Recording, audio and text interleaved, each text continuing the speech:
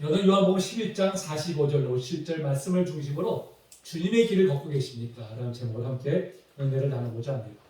자, 지난 시간에는 이제 죽은 지 이미 나흘이 지나서 무덤에 안치되었던 그 나사로를 예수님께서 다시 일으키신 그 사건을 살펴보면서 함께 은혜를 나누었습니다. 자, 나사로를 죽음에서 일으키신 사건은 장차 주님께서 주님의 권세를 깨뜨리시고 부활하실 것을 이제 보여주는 것이죠. 또 한편으로는 우리도 장차 부활의 영광에 참여하게 될 것임을 보여주는 바로 이제 그런 사건이라고 할 수 있어요. 여러분, 인간을 억누르는 이 죽음의 권세를 이기시는 주님, 아멘. 우리 편이십니다. 아멘. 무엇이 우리가 두렵겠습니까? 아멘. 여러분, 이 믿음으로 어떤 환경도 견디고 아멘. 승리하는 우리 모두가 되시기를 주님의 이름으로 축복합니다. 아멘. 자, 오늘 우리가 읽은 본 말씀은 바로 이 나사로의 부활 사건을 접한 사람들의 반응을 기록한 내용이에요. 자, 오늘 45절, 46절을 보니까 자, 말에 가서 예수께서 하신 일을 본 많은 유대인이 그를 믿었으나 그랬어요. 또 46절 보니까 그 중에 어떤 자는 바라신 일에 가서 예수께서 하신 일을 알리니라 이렇게 말씀하고 있습니다. 자, 똑같이 나사로의 부활을 목격했는데 전혀 다른 반응을 보이는 두 부류의 사람들이 등장하죠. 자, 한 분은 어떤 사람들입니까? 바로 나사로를 죽음에서 일으켜 세우신 예수님을 믿게 된 사람들이죠. 그들은 나사로의 부활을 목격하면서 이분이야말로 바로 하나님이 보내심하 약속했던 바로 그 메시아이시구나, 이건 이제 확실하게 믿게 되었습니다. 자, 여기 계신 우리 성도님들도 각자가 예수님을 믿게 된, 만나게 된 계기가 아마 다 있을 것입니다. 어떤 분들은 이제 모태 신앙인으로서 자연스럽게 예수님을 믿게 된 분들도 있을 것이고요. 또 어떤 분들은 정말 죽을 것 같은 그런 상황 속에서 극적으로 건져주신 예수님의 은혜를 경험함으로 믿음을 가지게 된 분들도 있을 것입니다. 아멘.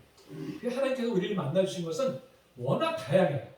그때 어떤 것이 뭐 더 좋고 어떤 게 덜하다 평가할 수는 없는 것이죠.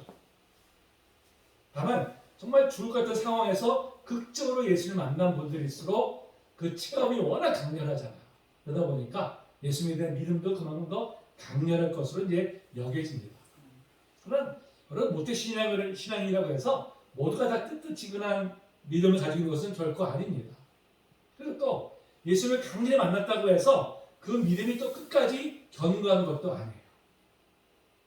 하나님의 은혜로 애굽을 탈출한 이스라엘 백성들처럼 하나님의 그 기적을 직접 목도하고 경험한 사람들이 어디 있겠습니까? 그러면서 그들은 끊임없이 불평하고 원망하고 배교함으로 하나님의 진노를 받았죠. 이를 볼 때 예수님을 어떤 경로로 만났는지가 중요한 것이 아니라 어떤 경로로 예수님을 만났든지 그 은혜를 깨닫고 끝까지 예수님과 동행하려는 아멘. 바로 그 자세가 중요한 줄로 믿습니다. 아멘. 자, 이렇게 나사로의 부활을 보고 예수를 믿게 된 사람들이 있는 반면에 한편으로는 24절을 보니까 그 중에 어떤 사람들은 이를 바리새인들에게 가서 알렸다고 표현하고 있습니다. 자, 바리새인들이 누굽니까? 당시 교권을 쥐고 있었던 사두개파와는 대척점에 서 있던 사람들이에요. 대척점에. 그럼에도 나름의 종교적인 기득권을 가지고 있었던 사람들이었습니다. 자, 그러한 그들에게 자신들의 입장과 다른 편에 서 있는 저 예수라는 사람의 등장이 결코 달갑지가 않았어요. 또 한편으로는 저 예수라는 자 때문에 혹시 우리가 가지고 있었던 기득권을 빼앗기는 것은 아닌가 하는 두려운 마음도 들었습니다. 그래서 그들은 어떻게 하는지 예수님의 허점을 잡아서 공격하려고 호시탐탐 기회를 엿보고 있었어요. 그래서 나사로의 부활 사건을 바리새인들에 가서 알렸다는 것은 바로 그들의 입장에 동조한다는 그런 의미를 담고 있는 것이죠. 자, 여러분, 어떻게 똑같이 나사로의 부활 사건을 직접 목격했으면서도 어떻게 이렇게 상이한 반응을 보이는 것일까요? 무엇 때문에? 아니, 우리 같으면 당연히 나사로의 부활을 목격했으면 어떻게 해요? 당연히 예수 믿죠. 근데 그렇지 않은 사람들이 또 있다는 거예요. 이런 에덴 동산에서 하나님과 늘 동행하면서도 하나님을 거역했다. 바로 이제 아담과 같은 마음입니다. 출애굽한 이스라엘이 그토록 하나님의 그 은혜와 이적을 경험했으면서도 끝까지 하나님을 거역한 것 같은 그런 마음을 가졌기 때문이죠. 그들의 영혼을 근본적으로 하나님을 거역하고 진리를 배척하려고 하는 죄성이 그들에게 있었습니다. 그 때문에 바로 똑같은 이 사건을 목격하면서도 오히려 예수님을 대적하는 그런 입장에 이제 서게 된 것이죠. 자, 그런 면에서 보면 여러분 우리는 정말 이 예수님을 구주로 영접하고 그 안에 거하고 있으니 여러분 이게 얼마나 정말 놀라운 은혜입니다. 아멘. 정말 믿음을 주신 분도 하나님이시고 아멘. 이 믿음으로 우리를 구원하신 분도 하나님이십니다. 아멘. 왜 우리에게 이런 특별한 은혜를 주시는지는 정말 알 수 없지만 이 모든 것이 하나님의 은혜를 우리는 믿기 때문에 아멘. 우리는 정말 하나 앞에 잘할 것이 하나도 없죠. 아멘. 오직 나 된 것은 하나님의 은혜입니다. 아멘. 우리 고백하는 우리 모두가 되기를 바랍니다. 아멘. 자, 이렇게 예수님께서 나사로를 다시 살리신 일은 순식간에 예루살렘에 이제 퍼져나갔습니다. 자, 그러자 대제사장들과 바리새인들이 어떤 반응을 보였을까요? 자, 47절 다시 한번 읽어볼까요? 시작. 47절 말씀. 이에 대제사장들과 바리새인들이 공회를 모으고 이르되 이스라엘의 많은 표적을 보니 우리가 어떻게 하겠느냐. 아멘. 여기서 공회는 산에 들인 공의회를 말합니다. 산에 들인 공의회가 뭐냐면요, 당시 사두개인들이 독점한 제사장파, 그 다음에 바리새인들이 담당했던 서기관, 그리고 백성의 대표자로 구성된 장로들, 이런 사람들로 구성되어서 총 71명의 그 멤버들로 구성되어 있었던 것이 바로 산에 들인 공의회예요. 근데 이 공의회가 출범한 동기가 있습니다. 모세가 이스라엘 백성들을 광야를 이끌다 보니까 너무 힘든 거예요. 하도 거역 완고하니까 하나님 나 힘들어서 도저히 못하겠습니다. 내가 너무 짐이 무겁습니다. 이렇게 하소연했을 때 하나님께서 그에게 말씀하신 바가 있죠. 바로 민수기 11장 1절입니다. 바로 백성의 장로와 진도자가 될 만한 자 70명을 모아서 그랬어요. 이 70명을 모아가지고 그들로 하여금 모세가 지고 있는 짐을 나눠줄 수 있도록 그러니까 백성의 지도자 역할을 하도록 그렇게 이제 맡기신 것이죠. 근데 왜 71명일까요? 왜? 모세가 리더니까요. 70명의 지도자와 모세가 그 공회를 이끄는 바로 지도자이기 때문에 바로 71명으로 이렇게 구성이 되어 있는 것입니다. 이것이 이제 전례대로 내려오다가 자, 이 로마가 이제 유대인들에게 자치권을 부여했어요. 자치권을. 자, 부여를 하니까 바로 이 산헤드린 공회가 그 자치권을 이제 담당을 하게 됩니다. 그래서 종교와 사회 전반적인 문제를 다루었어요. 이때 의장이 바로 오늘 본문에 나오는 대제사장인 가야바였습니다. 근데 원래 대제사장은 누구의 후손만 할 수 있습니까? 누구의 후손만? 네?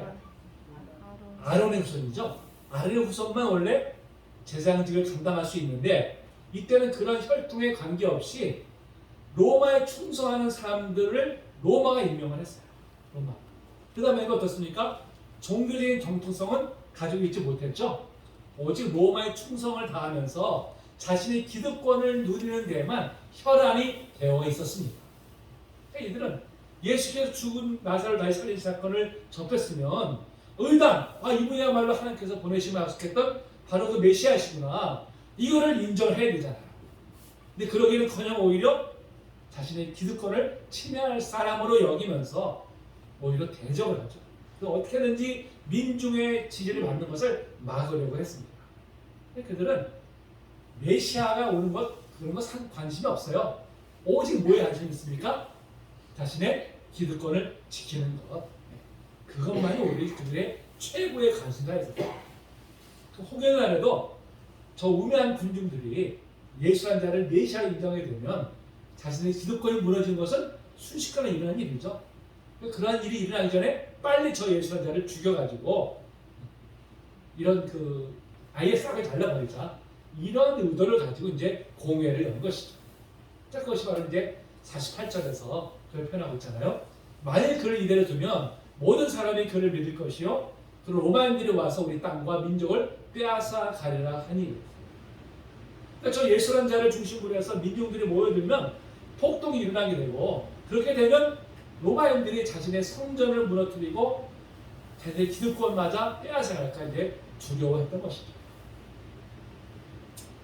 사실 이들은 오랫동안 성경을 깊이 연구한 사람들입니다. 누구보다 성경을 잘 알고 있었어요. 그렇기 때문에 하나님께서 메시아를 보내실 것도 알고 있었고요. 그리고 메시아가 오실 때 어떤 이적이 일어날 것인지에 대해서도 너무나 잘 알고 있었습니다. 자, 그러면 메시아가 오시면 어떤 이적이 일어날까요? 어떤 이적? 자, 이 말씀 읽어볼까요? 자, 시작. 그때 맹인의 눈이 밝을 것이며 못 듣는 사람의 귀가 열릴 것이며 그때의 주인은 나는 성같이 될 것이며 못한 자 이거는 노래하리니 광야에서 물이 솟겠고 사막에서 시내가 끓을 것이리라. 예. 성경은 메시아가 오시면 맹이 눈을 뜨게 되고요. 못 듣는 사람이 듣게 되고요. 그리고 못 보는 사람들이 보게 되고 이런 일이 일어날 것임을 분명히 말씀하고 있고, 실제로 이러한 이적은 예수님께서 그동안 행하셨던 바로 이제 그런 이적들입니다. 특별히 맹인의 눈을 뜨게 한 사건은 그 이전에 그 누구도 행할 수 없었던 그런 이적 중의 이적이었어요. 그러니까 이것만 보더라도 아, 이분이야말로 바로 하나님께서 보내시마 약속했던 그 메시아시구나, 뭐 누구도 부인할 수 없는 사실이죠. 그럼에도 그들은 예수를 메시아로 인정하려고 하기보다는 자신의 기득권을 지키는 일에만 급급해졌어요. 혈안이 되어 있었습니다. 그래서 어떻게든 저 예수를 처형시켜야겠다. 절심을 이제 굳게 하죠. 참 이를 볼 때 사람이 어떤 기득권을 가지게 되면 그 욕망으로 인해서 그래서 정말 수단과 방법을 가리지 않고 그것을 지키려고 하는 것을 이제 볼 수가 있습니다. 기득권을 지키기 위해서는 뭐 무뎌진 양심으로 진실을 왜곡하는 것은 물론이고요. 심지어 무고한 사람을 죽이는 일조차 서슴지 않고 행하는 것이 그게 인간의 욕심입니다. 그게 인간의 탐욕이죠. 그렇다면 그 이후에 자, 예수님을 구주로 믿는 우리들은 자, 그러면 우리는 이러한 것에서 벗어났을까요? 우리는 아니죠. 우리도 사실 그들과 다를 것 없이 그들의 전철을 지금 밟고 있는지도 모릅니다. 그 러시아의 대문호인 그 도스토옙스키가 쓴 그 까라바주 국가의 형제들이라는 책이 있어요. 꽤 두꺼운 책인데 3권으로 되어 있는 책입니다. 읽어보셨는지 모르겠는데요. 거기 안에 내용에 보면 대신문관이라는 이야기가 등장합니다. 대신문관이래요. 이 이야기가 16세기에 이제 스페인의 세비야라는 지역에서 여전히 이 종교 재판을 통해 가지고 무고한 사람들을 죄인으로 몰아서 화형시키는 바로 이제 그런 일이 일어났던 것을 배경으로 합니다. 자, 그런데 예수께서 바로 그 세비야에 1500년 전과 똑같은 모습으로 재림을 하세요. 소설의 이야기입니다. 그러자 이 대신문관이었던 추기경이었던 늙은 지도자가 지상에 나타난 이가 예수님을 너무나 잘 알고 있었어요. 그런데 그분을 영접하기는커녕 오히려 결박을 시켜가지고 지하 감옥에 가두어 버립니다. 그리고 이제 그곳에서 예수님을 향해서 이렇게 일갈을 해요. 인류에게 당신은 더 이상 필요 없다. 아니, 우리는 이미 오래전에 당신이 우리에게 제공한 하늘의 메시지를 거꾸로 변형시켜 놓았다. 더 이상 이 지상에 당신의 진리는 없어. 또 앞으로도 없을 것이다. 그래서 우리가 편안하게 변형시켜 놓은 당신의 메시지만 있을 뿐이다. 그러니 당신은 더 필요치 않으니까 지상에서 떠나라. 그리고 다시는 이 지상에 재림하지 말라. 자, 대신문관의 재림에서 비판하는 이유가 뭐예요? 오직 하나, 예수님의 메시지가 지상의 인류에게는 더 적절하지 않다는 거예요. 자신의 기득권과 상충된다는 것이죠. 이 사회가 자신들의 기득권을 수호할 체제로 잘 구성되어 있는데 이제 와가지고 흔들리지 말라는 거예요. 이 교권주의자들은 재림하신 예수님을 영접하기는커녕 오히려 사회 질서를 뒤흔다고 여겨서 추방해 버리고 맙니다. 물론 여러분 소설 속의 이야기입니다. 하지만 과연 지금 우리 현실과 무관하다고 할 수 있을까요? 자, 우리는 지금 성경에서 계시된 바로 그 예수님을 믿고 있을까요? 아니면 자기가 믿고 싶은 예수님의 상을 만들어 놓고는 나는 지금 잘 믿고 있다고 착각하고 있을까요? 어쩌면 우리는 지금 이 땅에 오셔서 신이 자신의 계시하신 그 예수님을 믿는 것이 아니라 내가 믿고 싶어하는 예수를 만들어 놓고 그를 믿고 있는지도 모릅니다. 여러분, 그렇다면 이보다 더 무서운 일이 어디 있겠어요? 저는 예전에 마태복음 7장의 말씀을 도저히 이해할 수 없었어요. 어떤 말씀일까요? 읽어볼까요? 자, 시작. 많은 사람이 나더러 이르되 주여 주여 우리가 주의 이름으로 선지자 노릇하며 주의 이름으로 귀신을 쫓아내며 주의 이름으로 많은 권능을 행하지 아니하니까 하느니 그때 내가 그들에게 밝히 말하되 내가 너희를 도무지 알지 못하니 불법을 행하는 자들아 내게서 떠나가라 하리라. 그럼 주의 이름으로 선지자 노릇하라 귀신을 쫓아내고 많은 권능을 행했는데 주님께서 도무지 내가 너를 알지 못한다고 하신다는 이 말씀 이해가 되십니까? 전 정말 이해가 안 됐어요. 근데 훗날 이 말씀에 담겨져 있는 제가 뜻을 알았을 때 정말 소스라치게 놀랐습니다. 한편은 두려운 마음이 들기까지 했어요. 그들은 주의 이름으로 온갖 일을 행했지만 사실은 어떤 자들입니까? 불법을 행하는 자들이에요. 불법을 행하는 자가 누굴까요? 바로 주님을 온전히 믿고 있는 것이 아니라 자기가 믿고 싶은 주님의 상을 만들어 놓고 믿어왔던 것이죠. 그 이름을 이용해서 오히려 자기의 이익을 수호했던 자들이 있죠. 결국 어떻게 했어요? 내게서 떠나가 주님의 심판대 앞에서 쫓겨나는 징벌을 받게 됩니다. 여러분 과연 우리 중에서 여기서 자유로우신 사람이 얼마나 있을까요? 과연 우리는 정말 성경에 나타나신 예수님을 믿고 있는 걸까요? 아니면 내가 믿고 싶은 예수님을 내가 믿고 있는 것일까요? 여러분 그러면서 우리는 우리의 믿음을 수시로 점검해 봐야 됩니다. 아멘.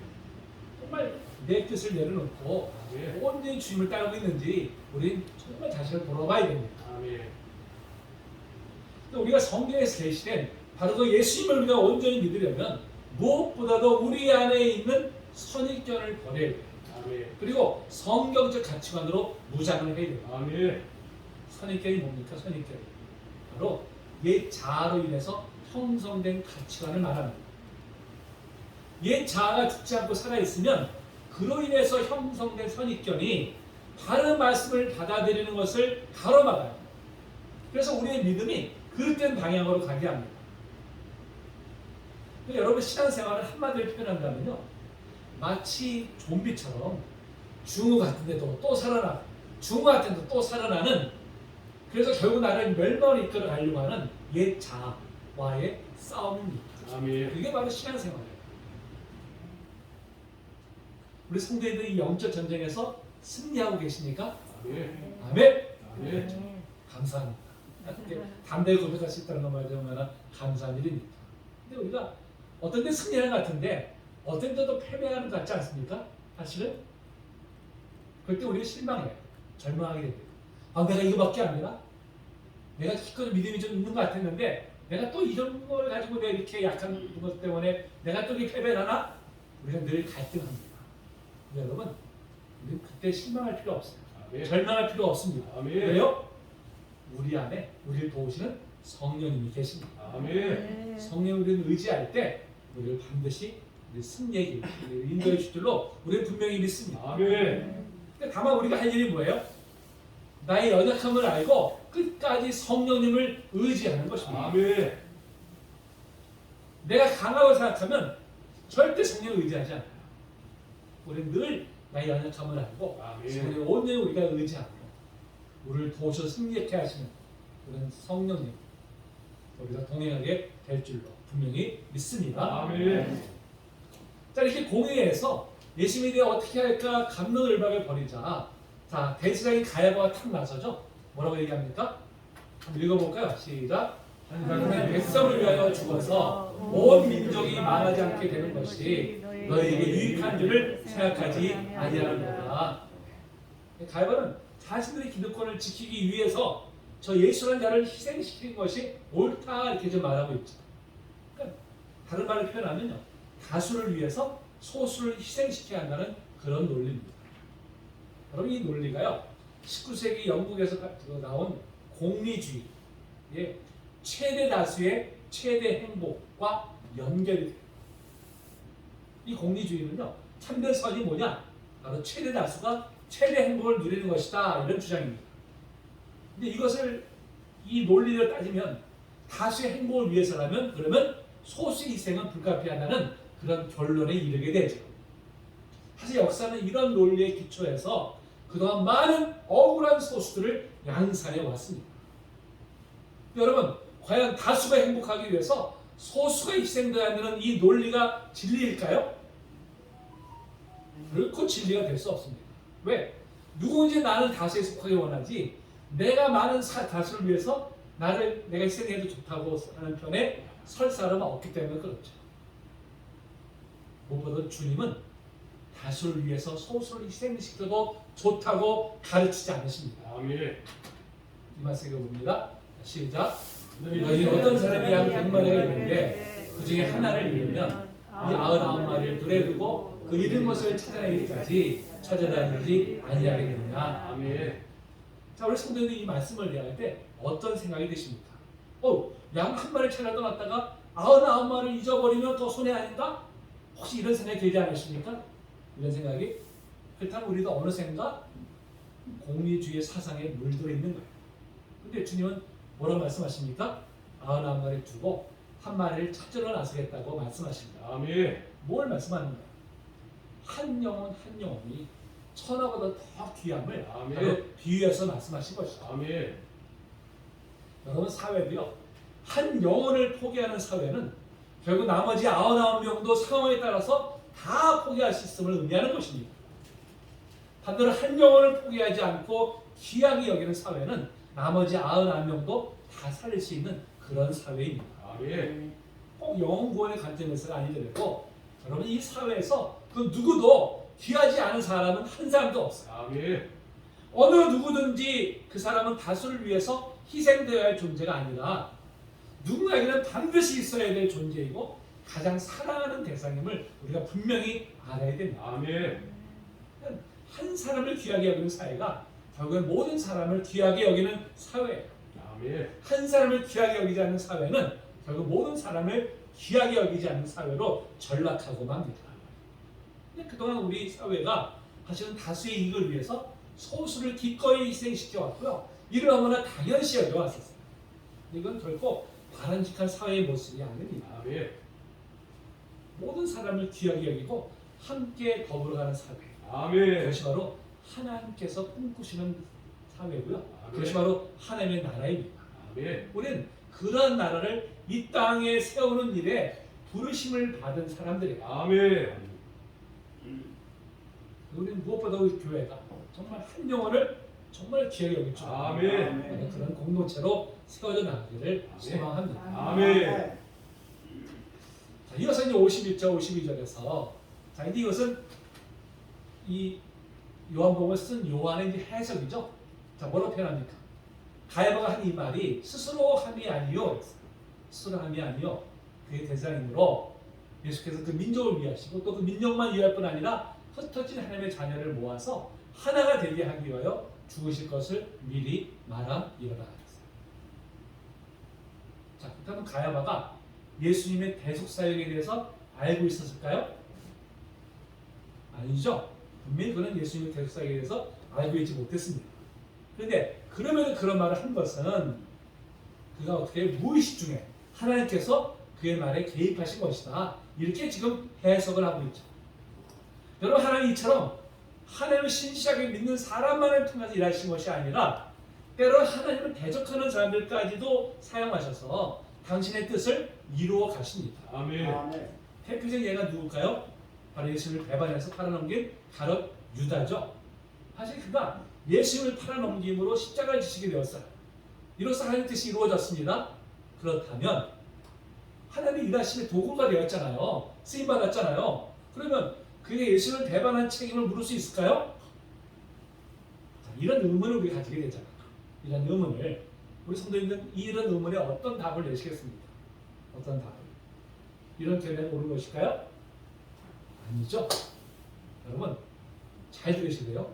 가룟 유다에게는 분명히 예수님을 팔아넘길 의지도 있고요.